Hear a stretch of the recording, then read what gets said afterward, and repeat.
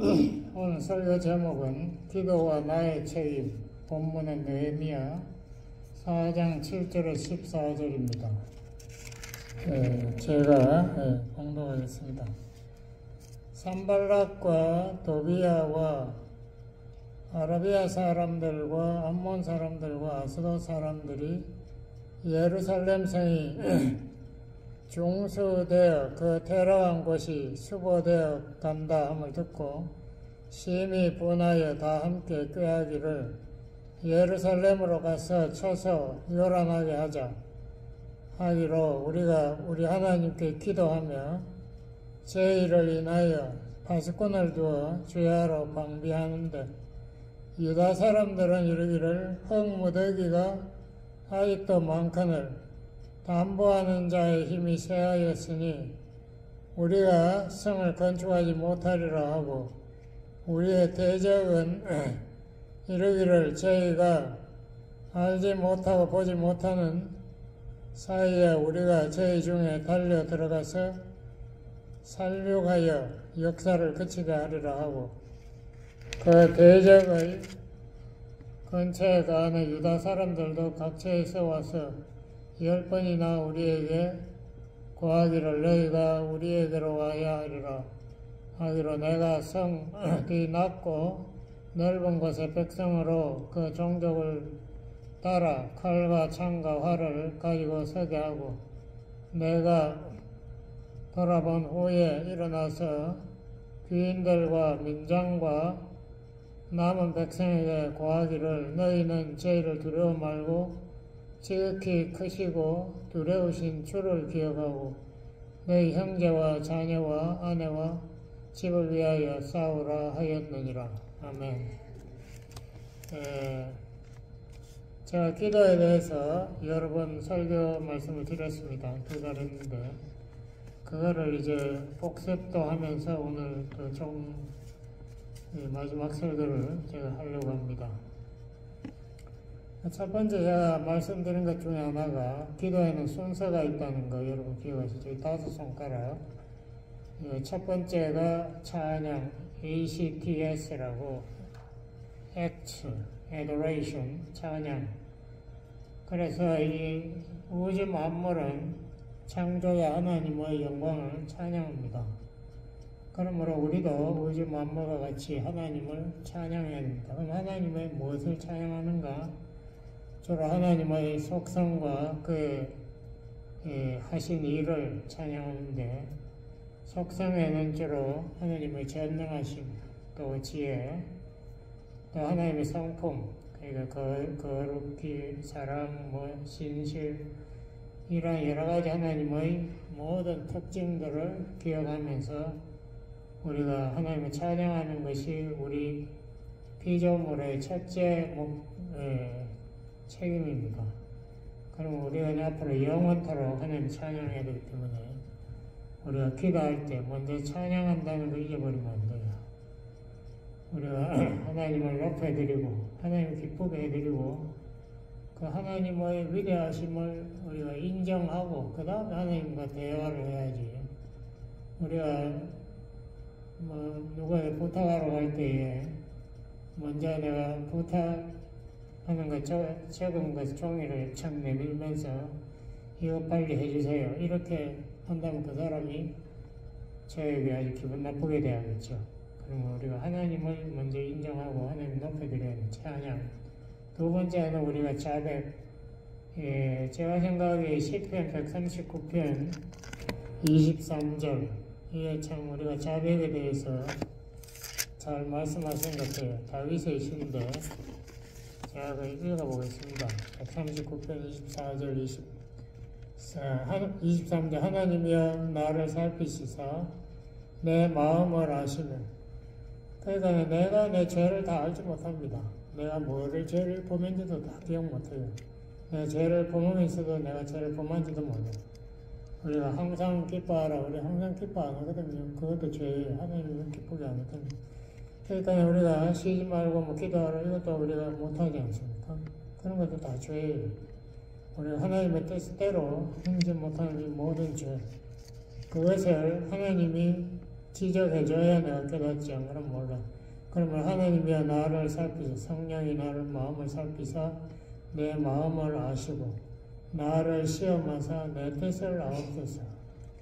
그러니까 내 마음의 행동이 내 마음에 있는 그 나의 의도에 따라서 움직이는데 내 의도가 사람들에게 감추어져 있습니다. 그렇지만 우리 하나님은 다 알고 계시죠. 내게 무슨 악한 행위가 있나 보시고 그 행동에도 악한 행동이 많이 우리가 말도 실수가 많지 않습니까? 나를 영원한 길로 인도하소서. 이것이 우리가 기도에 꼭 필요한 우리 기도문입니다. 우리가 우리 부족함을 깨닫지 못하는 것을 하나님께서 깨닫게 해주십시오. 이렇게 우리가 간구해야 됩니다. 그 다음에 두 번째가 confession, 자백. 세 번째가 T, act, ACTS, thanksgiving, 감사. 세 번째는 감사입니다. 그러니까 성경에 보면은 모든 것에 대해서 항상 감사하라 이렇게 있거든요. 그러니까 왜냐하면은 모든 것이 다 합하여 하나님의 뜻을 이루기 때문에 하나님이 모든 것을 관리하시고 주관하시기 때문에 내가 모든 것을 다 감사해야 된다. 이것이 하나님의 명령입니다. 그래서 내 마음에 드는 것만 감사하고 내한테 도움된다고 생각하는 것만 감사하는 이것도 불신이에요. 로마서 8장 28절에 읽지 않습니까? 하나님이 사랑하는 자고 그 뜻대로 부르심을 입은 자들에게는 모든 것이 합력하여 하나님의 뜻, 선을 이루느니라. 그러므로 내 마음에 손해봤다거나 기분 나빴다거나 이것까지 다 합쳐서 우리가 감사를 드려야 됩니다. 그게 우리 믿음의 고백이 되어야 됩니다. 그 다음에 네 번째가 간구, supplication. 이것은 우리 인간은 연약합니다. 내가 잘난 척하면은 하나님 앞에는 정말 꼴보기 싫게 돼요. 우리가 얼마나 교만하면 내가 잘났다고 이렇게 착각할 수 있을까? 그래서 나는 하나님 앞에는 너무나 연약하고 내가 하나님의 뜻이 아니면 지금 존재할 수 없는 순간 사라지고 영원히 지옥을 갈 수밖에 없는 그런 인간인데도 하나님께서 연약한 나에게 하나님의 율법을 요구하시지 않고 오히려 은혜로 나를 받아주시고 용서해 주십니다. 그것을 우리가 계속해 달라는 간구가 꼭 필요한 거죠. 우리 인간은 육신을 가지고 있는 연약한 인간이다. 그러므로 예수님도 그랬잖아요. 구하라 주실 것이요 찾으는 자에게 찾게 될 것이고 문을 두드린 자에게 문이 열린다. 하나님은 우리가 연약한 거 알고 계시니까 우리고 구하라 그러죠. 다섯 번째가 intercession, 중보. 우리는 나만 위해서 기도하는 것이 아니라 주위에 있는 이웃들, 특별히 하나님의 일을 우선으로 살고 있는 사역자들 위해서 우리가 기도해야 됩니다. 그리고 이웃들 중에는 특별히 어려운 사람들, 우리 교회에도 몸이 불편하신 분들 많이 있죠. 또 경제적으로 어려운 분도 많이 있어요. 또 여러 가지 시련으로 시달리는 분들도 많이 있어요. 이 모든 분들에게 필요한 것은 우선 믿음이 필요합니다. 그들에게 영적으로 하나님께 도와주시는 믿음을 주세요. 그분들을 격려해 주세요. 하나님께서 그분들을 인도해 주시는 말씀으로 인도해 주세요. 우리가 늘 이웃을 위해서 기도해야 됩니다. 그 다음 기도의 모든 것에 우선 순위가 있지 않습니까? 중요한 순위. 아까 그거는 차례 순서를 얘기하는 거예요. 그 다음에 여기는 무엇이 중요한가? 예수님이 가장 분명하게 말씀 마태복음 6장 33절에서 너희는 먼저 하나님의 나라와 하나님의 뜻을 구하라. 그럼 나머지는 하나님께 다 알아서 해결한다. 주기도만 해도 먼저 그의 나라와 그의 뜻을 위해서 먼저 기도하는 게 나오거든요. 하나님의 나라가 뭔가? 하나님이 왕이시다는 거예요. 하나님의 왕이심으로 하나님이 다스리시고 처음에 신약에 처음에 보면 세례요한이 나와서 하나님 나라가 가까웠다. 그러므로 예수 믿으라가 아니라 처음에는 회개하라. 그럼 왜냐? 하나님의 하나님의 심판의 도끼가 네 나무뿌리에 지금 내려와 있다. 그러므로 우리 하나님의 나라에서 하나님은 자기 말을 안 듣는 자에게 심판하신다. 이것이 세례 요한의 중심 메시지고, 세례 요한이 증거한 그 다음에 예수님의 중요 메시지는 심판보다도 회개하라. 그러면은 하나님께서 죄 용서하시고 너희들을 하나님의 자녀로 구원하신다. 구원이 여기에는 중요한 예수님 구원을 강조하셨습니다. 그러면 하나님의 나라는 이 하나님을 의지하는 자들을 전부 구원하기 위해서 구세주, 히브리어로 메시아를 보내신다. 이게 하나님 나라의 메시지의 핵심이에요. 첫 번째는 회개하고 두 번째는 메시아를 믿어라. 그렇게 할 때 하나님 나라가 지상에 임한다. 그 다음에 예수님이 하나님의 나라와 하나님의 의를 구해라 라고 했죠. 하나님의 의가 뭔가? 이것도 쉽지 않아요. 영어로 righteousness, 예, 많은 사람이 justice 하고, justice는 정의, 그하고 righteousness, 공의하고는 달라요. 근데 그걸 구분하기도 쉽지도 않고 많은 사람들이 혼동하고 있어요. justice는 하나님의 법대로 행동하는 겁니다. 율법대로 율법인 자들 전부 저주, 지옥에 보내버립니다. 그게 하나님의 정의. 그 반면에 하나님이 인류들을 다 지옥으로 보내지 않는 그 이유, 하나님의 공의가 있기 때문에 공의가 더 중요해요. 공의는 어디에서 나타났는가? 로마 3장을 보면 예수님의 십자가에서 가장 확실하게 3장 24절 25절 예수님이 십자가에서 하나님의 정의, 저주를 인류에게 내리는 저주를 대신 받으심으로 죄값을 지불하고 우리에게 구원의 길을 열어주심으로 하나님과의 관계를 회복시켰다. 그러면 하나님의 공의는 단순히 하나님이 법대로 하는 것 이상입니다. 하나님께서 그의 성품에 맞게 사랑이라는 차원을 거기에다가 더 강하게 보여주십니다. 인간을, 죄인을 사랑하신다.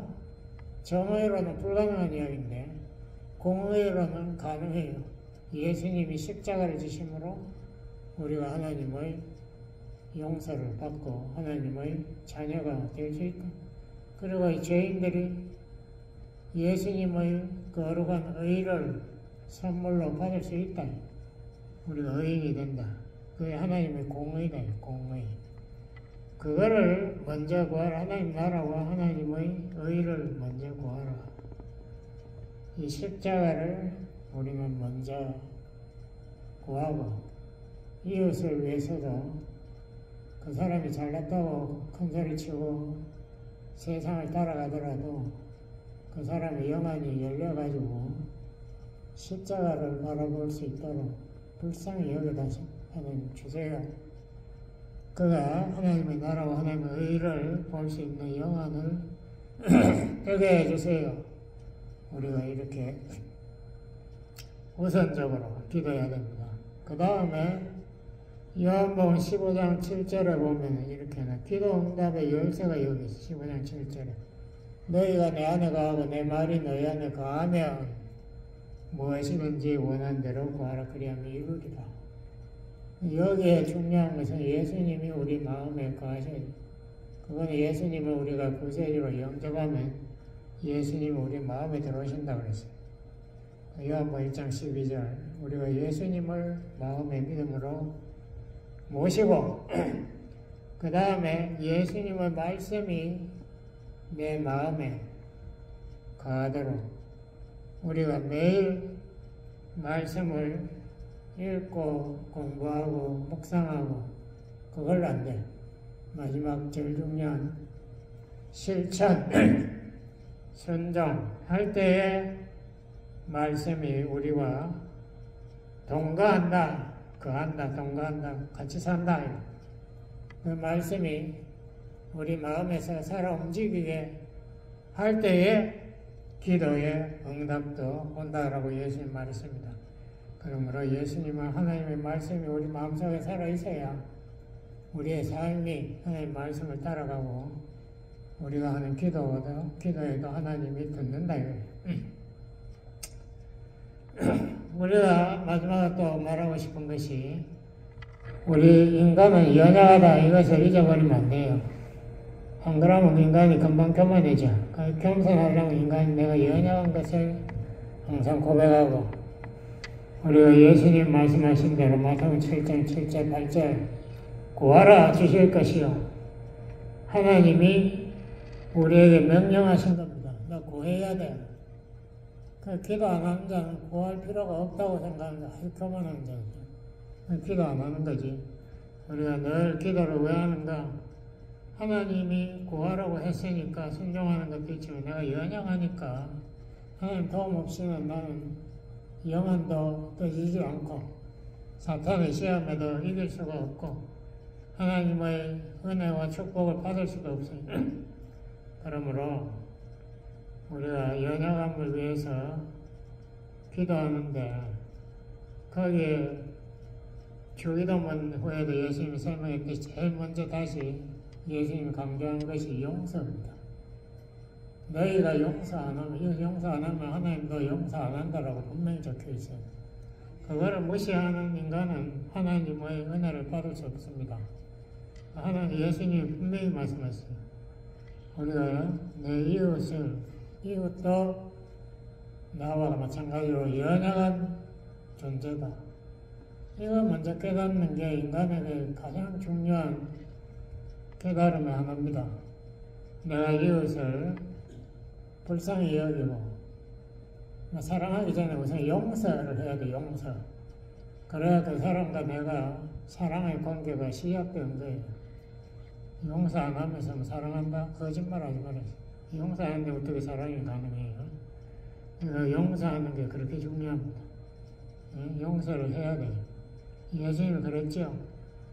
베드로가 7번 용서하면 되나요? 7번이 아니라 70번에 7번 이상 용서해야 됩니다. 똑같은 문제를 가지고도 그 사람이 490번 잘못해도 또 용서하라. 왜냐하면 용서가 이 생명을 살리고 생명과 생명의 사랑의 관계를 가능하게 하는 것이기 때문에 용서가 제일 중요해요. 그 다음에 예수님이 우리 주기도문에서 양식을 위해서 기도하라. 몸이 또 연약하니까 뭐가 있는데 예수님이 떡만 위해서 기도하지 말아요. 분명히 말했습니다. 마태복음 4장 4절 사람이 떡으로만 살 것이 아니요 하나님 입으로 나오는 모든 말씀으로 산다. 말씀, 영의 양식, 생명의 말씀을 먹어야 성령이 역사하죠. 말씀이 없는데 믿음이 어디서 생깁니까? 그러므로 우리가 육의 양식, 영의 양식 위해서 기도하고 또 주기도문에 보면은 시험에 들지 말려 하옵소서. 사탄이 우리를 삼키려고 굶주린 사야같이 어른거림에 따라다니는데 우리가 하나님의 도움 없으면 그 자리에서 우리는 사탄의 밥이 되는 거죠. 우리가 멀쩡하게 이렇게 서 있는 것도 교회에 나오는 것도 하나님의 능력, 성령의 능력이 우리를 보호하고 계시기 때문에 우리를 사탄의 시험에서 구해 주시기 때문에 우리가 지금 버젓하게 살아있는 겁니다. 이걸 잊어버리는 인간은 하나님 은혜 받을 자격이 없어요. 그러므로 우리가 끊임없이 시험에 들지 않게 우리가 기도해야 됩니다. 제가 또 말씀드린 것이 이 믿음하고 확신하고의 관계, 그것 한번 설교를 했습니다. 히브리서 11장 1절 여러분 기억하시는지 모르겠어요. 믿음은 바라는 것, 소망하는 것의 실상이요 라고 해놨습니다. 실상이라는 말이 너무 어려워서 이게 무슨 말인지 아는 사람 거의 없어요. 제가 물어봐도 모르겠다 그러고 실상이 뭔지. 철학자들은 이거를 실체라고 합니다. 실체.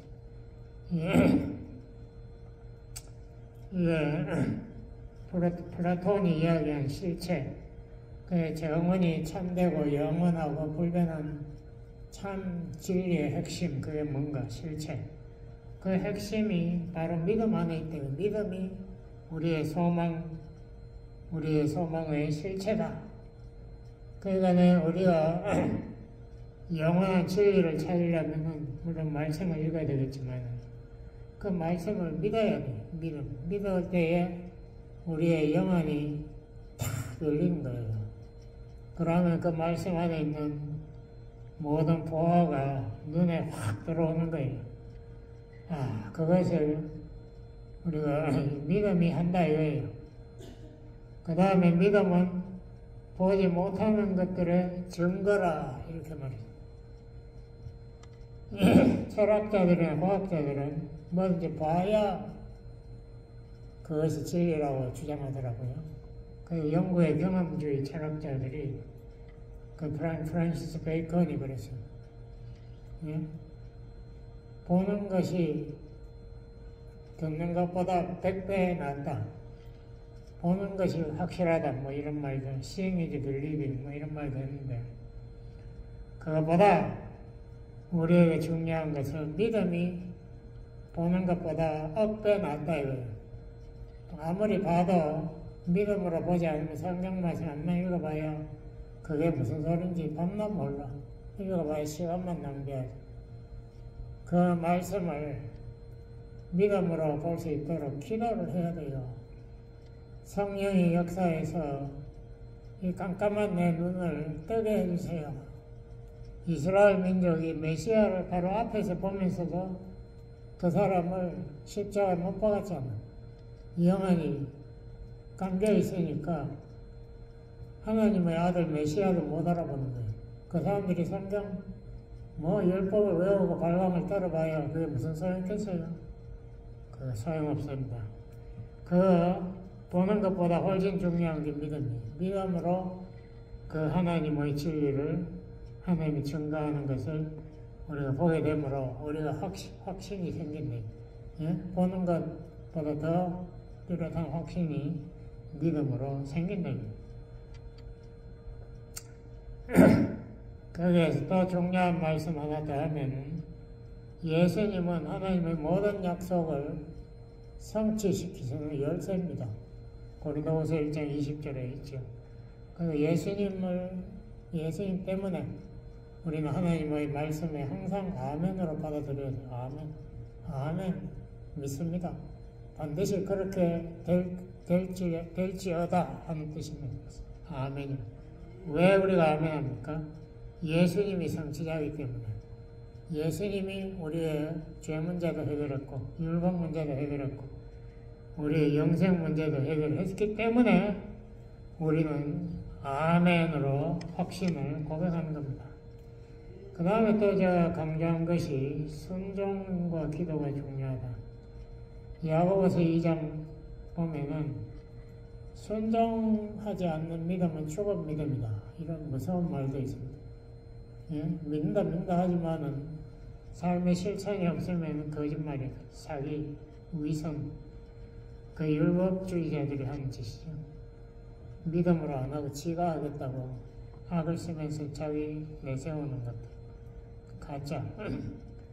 산 믿음은 순종으로 보여야 되는데 이 순종은 인간의 능력으로 안 됩니다. 그걸 깨달아야 되는데 그걸 깨닫지 못해. 율법주의자들 지가 한다고 하면 자기가 청년 관리가 와가지고 나는 어릴 때부터 시키면 다 지켰어요. 이러고 있잖아요. 거짓말. 자기가 뭘 지킨지도 모르면서. 우리가 참 순종은 성령의 도움 없이는 하나도 실천 안 돼요. 마음이 우선 변하지 않는데 무슨 순종 행동만 한다고 그게 흉내내는 거지 그게 순종입니까? 또 요한복음 14장 21절에 보면은 순종은 사랑의 표현이다. 요한복음 15장 10절에도 그럽니다. 너희들이 순종하면은 너희들이 나를 사랑한 사랑하고 나의 사랑 안에 거하는 것을 내가 안다로 예수님이 그렇습니다. 그러므로 순종이라는 것이 얼마나 중요한지 몰라요. 그리고 아까도 제가 이야기했지만 우리 기도 응답 받으려면 순종해야 돼요. 아까도 제가 이야기했는데 요한일서 3장 22절에도 보면 순종하면 구하는 모든 것을 받는다. 순종이라는 것이 이게 믿음도 살리고 기도도 살리고 사랑도 살리네. 순종이라는 게 그렇게 중요해요.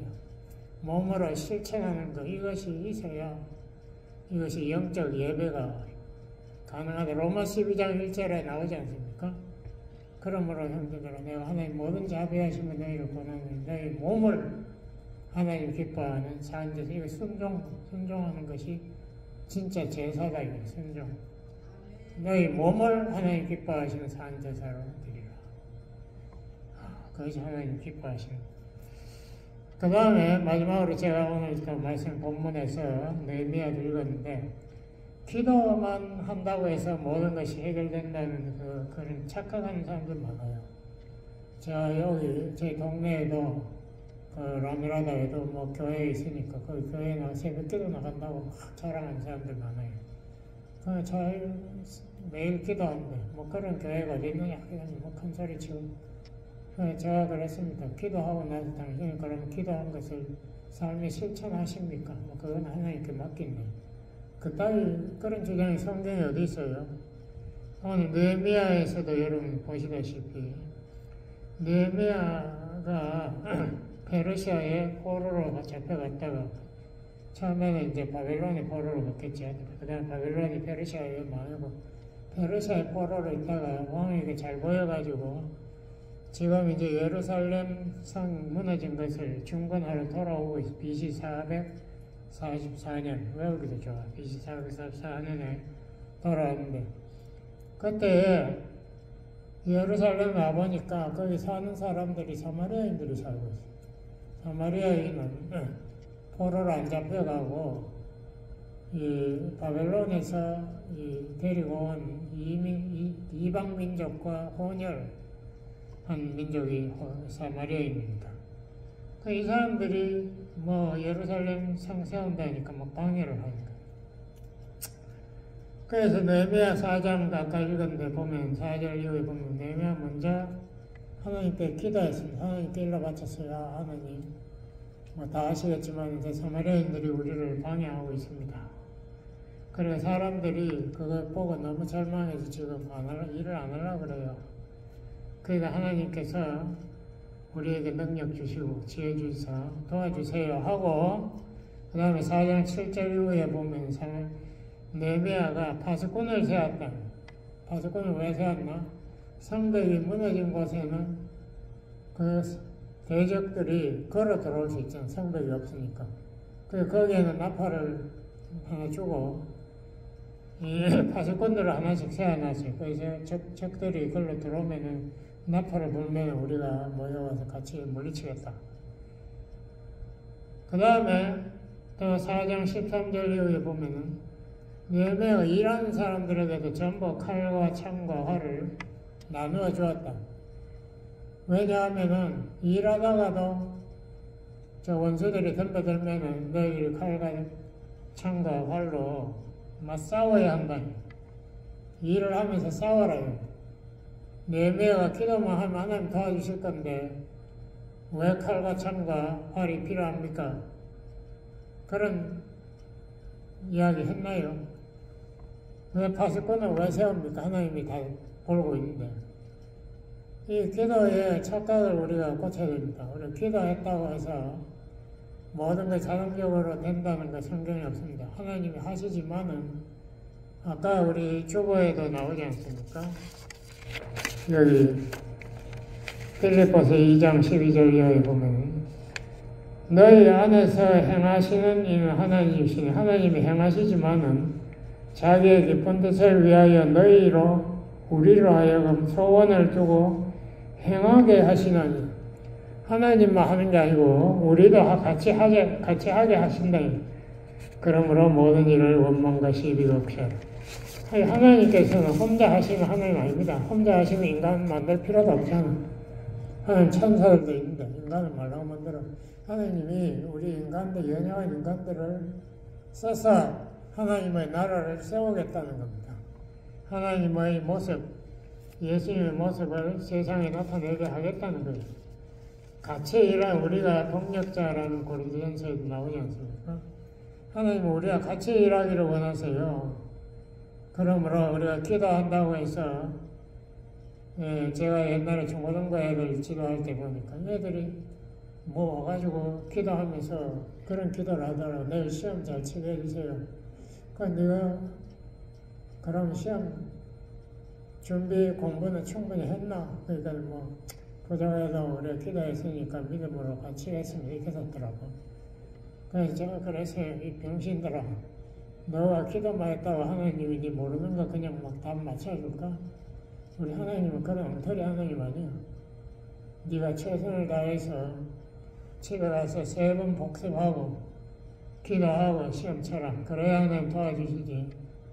네가 기도만 했다고 하나님 도와주시면 그러면 전부 기도하고 전부 A 받지 뭐 말라고 공부하고 그런 하나님은 그냥 한심한 하나님 아니잖아. 우리가 성경에 보면 그런 예가 얼마든지 있습니다. 뭐 다 이야기하기도 하고. 베드로가 예수님 물 위로 걸어오니까 소리 질렀지 않습니까? 주님 나도 물 위로 걷게 해주세요. 그 예수님이 걸어오라 그랬다고. 그때 베드로가 주님 또 나를 걸어오게 해주세요. 물이 무서워서 못 들어가고 계속 그렇게 소리 질렀다면은 베드로가 물 위로 걸었을 거예요.